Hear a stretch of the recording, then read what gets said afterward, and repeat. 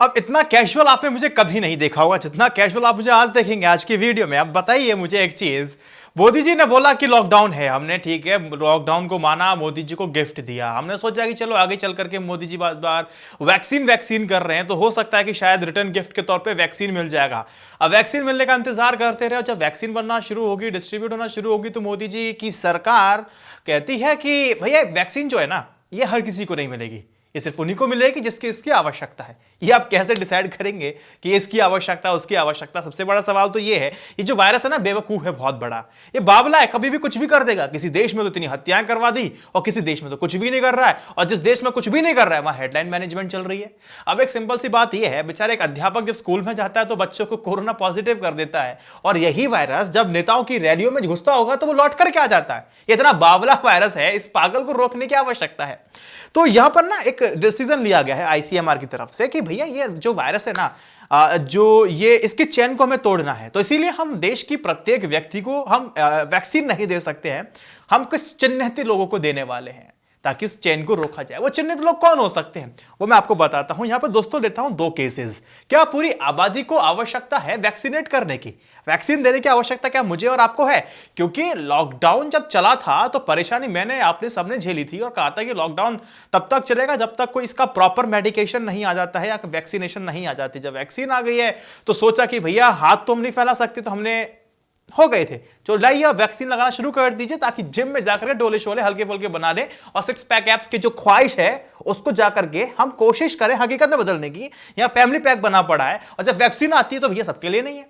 ये बाबले वायरस ने दिमाग खराब कर रखा, बाकी सरकार की जब नीति निकल के आती है दिमाग खराब हो जाता है।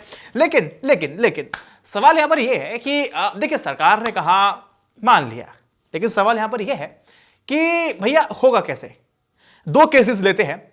एक तो हमें वैक्सीन की आवश्यकता बहुत जल्दी क्यों है? आप सबको पता है कि बहुत तेजी से फैलता है, ये बड़ा बावला है, कभी भी कुछ भी कर देता है, कहीं बहुत तेजी से बढ़ता है तो कहीं बहुत धीमे धीमे बढ़ता है। जहां हेडलाइन मैनेजमेंट हो जाती है वहां बढ़ता ही नहीं है, और जब मैनेजमेंट नहीं होता है, जहां हॉक्स खा जाता है तो उसको 40% का वोटिंग शेयर मिल जाता है, चुनाव वो हार जाता है। तो ये वायरस है भैया, ये कुछ भी कर सकता है, तो इसका परमानेंट इलाज तो चाहिए था, वैक्सीन लेकर के आए। तो मैं आपको बता दूं जो वैक्सीन है ना ये परमानेंट इलाज नहीं है, ये वायरस को खत्म नहीं करेगी, लेकिन हां उसके चेन को तोड़ने में मदद जरूर करेगी। ये आपको समझाऊं मैं केस, दो केसेस लेकर के। पहला केस ये है, ये एक तो देश के पास वैक्सीन बहुत कम है, उसकी डेथ रेट बहुत ज्यादा है, तो उस देश की सरकार के ऊपर ही फैसला होगा कि आखिर उस वैक्सीन का इस्तेमाल कैसे और कहां करना है। जाहिर तौर पे बात है कि उनकी जो पूरा फोकस होगा वो उन पर होगा कि जहां डेथ रेट ज्यादा है उसको कम लेकर के आए, उस जहां एरिया में जितने लोग आ रहे हैं उनको वैक्सीनेट किया जाए, जो उनका जो कैरियर बनते जा रहे हैं, जो फैला रहे हैं उनको रोका जाए। सिंपल सी बात है वो।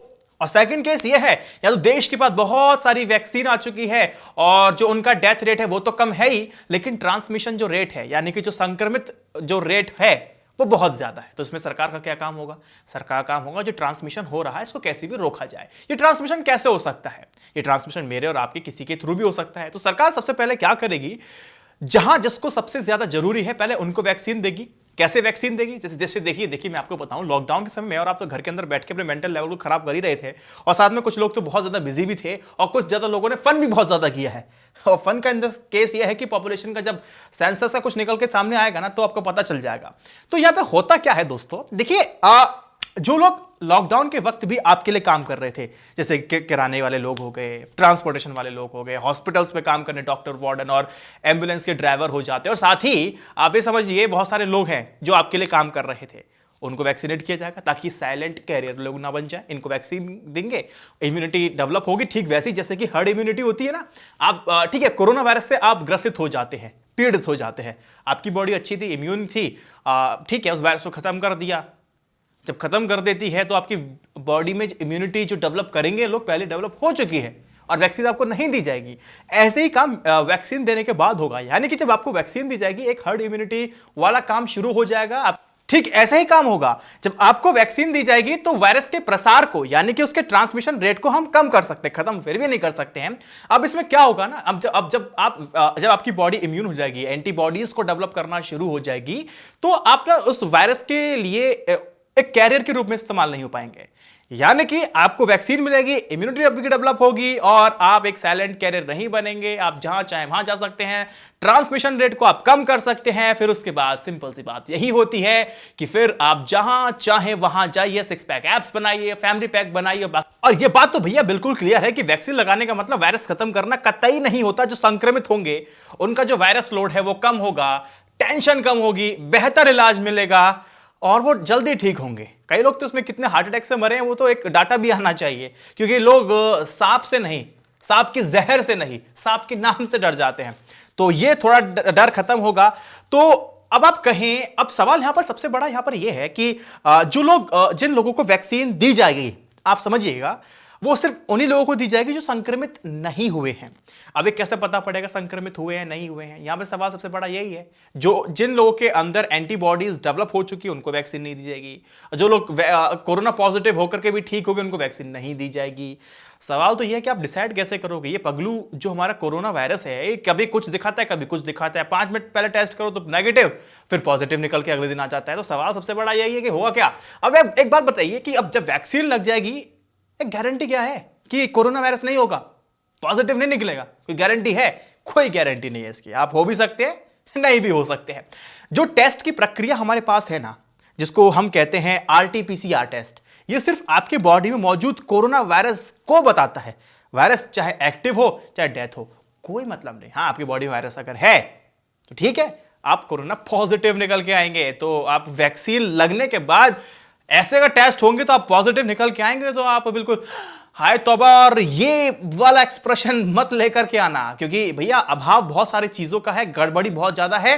तो कुल मिलाकर इस वीडियो बनाने का पर्पस सिर्फ यही है कि भैया हमने परेशानी झेली थी, तो सोचा कि हमें भी रिटर्न गिफ्ट में वैक्सीन मिल जाएगी। अगर आप लोग बड़े आहत हुए तो आहत होने की आवश्यकता नहीं है। हमारी इम्यूनिटी और यूरोप की जितने भी देश हैं उनकी इम्यूनिटी अगर आप देखेंगे, जमीन आसमान का अंतर है। भैया तो पत्थर खाकर के इसको पचा जाते हैं, अगर वो लोग सुबह का शाम को खा ले तो उनको हॉस्पिटलाइज होना पड़ता है। तो मैं आपको एक छोटा सा एग्जांपल दे रहा हूं, आवश्यकता नहीं है। अब मुझे यह भी नहीं पता है कि इस वैक्सीन को लगाने के साइड इफेक्ट क्या हो सकते हैं। आने वाले वक्त में हमें और आपको पता चलेगा। और सवाल एक ये भी आपके मन में हो सकता है कि पूरे इंडिया को आखिर क्यों नहीं लगा सकते हैं, क्योंकि हम लोग तो बीमारियों खान रह चुके हैं और सबसे बड़ा उत्पादक तो भारत रहा है वैक्सीन के मामले में। जैसे कि चिकन पॉक्स होता है, स्मॉल पॉक्स जिसको कहते हैं, उसकी वैक्सीन भारत में लगाई गई थी और पोलियो की वैक्सीन भी लगाई गई थी। तो इंफ्रास्ट्रक्चर बेसिक हमारे पास है, लेकिन आबादी तो बहुत ज्यादा हो जाती है ना।